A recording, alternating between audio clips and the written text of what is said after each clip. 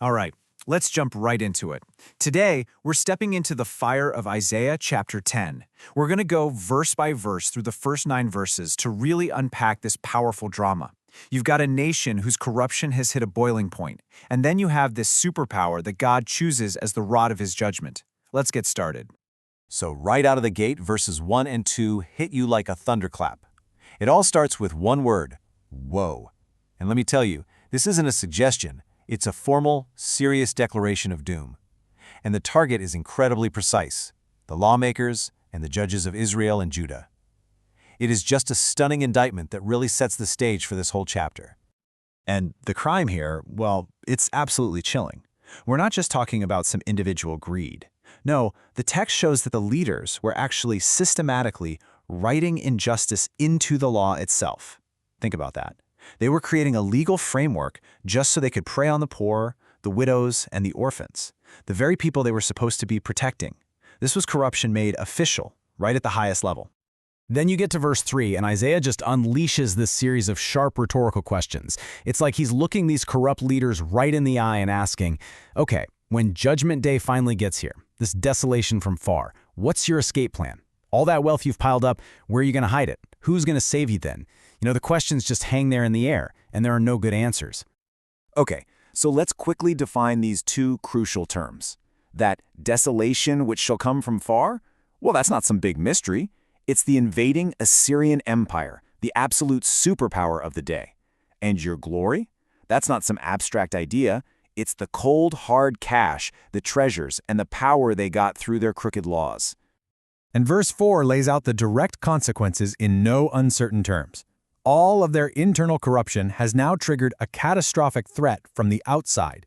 Their wickedness has completely compromised their national security. So the verdict is in, and the options are, well, they're grim. You can either bow down as a captive, or you can fall among the slain. There's no third way out of this. And then, at the very end of verse 4, we get this chilling refrain. Now, the source material points out something really important here. This is the fourth time this exact phrase shows up, like a drumbeat of unresolved divine anger. To their list of sins, pride, hypocrisy, and fighting, Isaiah now adds systemic injustice. God's hand is still stretched out, not in mercy, but in judgment. Okay, now in verse 5, the whole focus just pivots dramatically. God starts speaking directly to the instrument of his judgment, calling out, O Assyrian. And then he defines their role perfectly. They are the rod of mine anger. So Assyria isn't just some random conquering empire. It's a specific tool being used for a divine purpose. And this whole idea of a rod, it's a really big deal theologically. Think of it like this. Just as a parent might use a rod for discipline, God is using an entire empire, a foreign military power to execute punishment on his own people for their deep, deep corruption. And this wasn't just a one-off thing.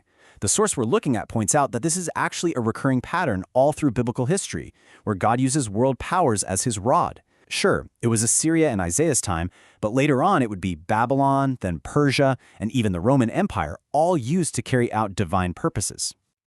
So in verse 6, God basically gives Assyria its marching orders, and the target is crystal clear, a hypocritical nation, which the source material connects right back to Isaiah 9, where Israel is described as a nation full of hypocrites and evildoers. The mission is simple. Assyria is being sent to plunder this nation that has broken its covenant.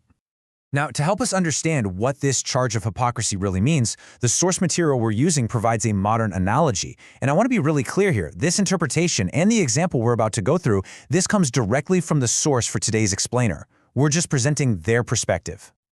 Okay, so the source points to the events of October 7th, 2023. It argues that hypocrisy was shown when, and this is their view, many world bodies and governments condemned Israel's military response, but didn't condemn the initial acts by Hamas.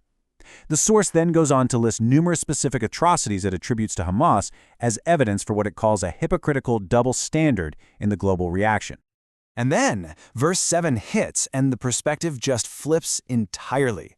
Right when we think we understand God's plan, the text reveals that the Assyrian king meaneth not so. In other words, he has absolutely no clue that he's just an instrument in a divine plan. His motives are all his own, conquest and destruction. You see, this sets up this incredible dramatic irony. On one hand, you've got God's plan for Assyria, which is very specific and limited, to be a tool against a single nation. But on the other hand, you have Assyria's own grand plan for itself, a massive campaign of conquest to build a huge empire. The tool has its own agenda. All right, so now we get to verses 8 and 9, and we get to hear directly from the Assyrian king himself, and wow, it is pure, uncut arrogance. He boasts, "Are not my princes altogether kings?" He's just rattling off his victories like they're trophies, the voice of a man who truly believes he's unstoppable. Now, to really get what he's boasting about, you have to realize these aren't just random names he's throwing around. No, Calno, Carchemish, Hamath, Arpad, these were all major, significant cities that had already been crushed by the Assyrian war machine. His confidence was built on a long and brutal track record of success. And the climax of his whole boast, right there in verse 9, is that final, incredibly arrogant comparison. Is not Samaria as Damascus? See, he'd already taken Damascus, the capital of Syria. So in his mind, taking Samaria, the capital of Israel, well, that was just the next domino to fall. For him, it was a done deal. And that's really the central tension of these first 9 verses, isn't it? The Assyrian king, he's like an axe bragging about all the trees it's chopped down, completely clueless about the one holding the handle. So Isaiah leaves us with this powerful cliffhanger of a question. What happens when the tool of judgment forgets it's just a tool?